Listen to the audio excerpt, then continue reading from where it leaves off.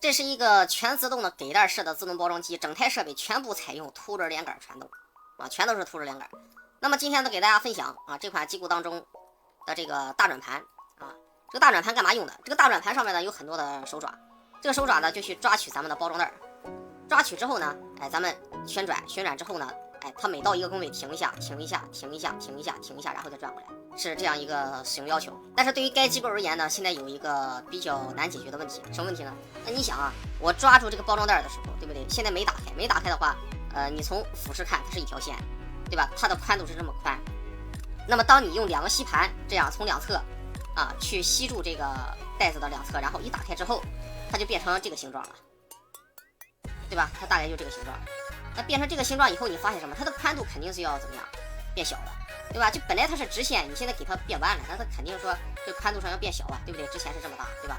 那这个问题应该如何解决？那也就是说，我要设计一个机构，我能让这个两个爪子在我需要的功能是怎么样，它俩的间距减小，对吧？现在就是这样。我们看我这个橙色的这一部分呢，它整个是一个挺大的一个凸轮啊。然后当我这个旋转的时候，你看见没？受到这个凸轮的这个作用影响，你发现怎么样？当这个轴承走到这个位置时，两个手爪的间距就变小了，对吧？再走，变大，变小，变大，变小。所以有的老铁粉丝问我，凸轮连杆机构现在有用吗？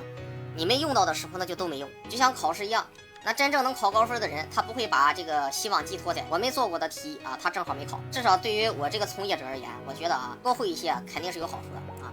好，感谢大家关注。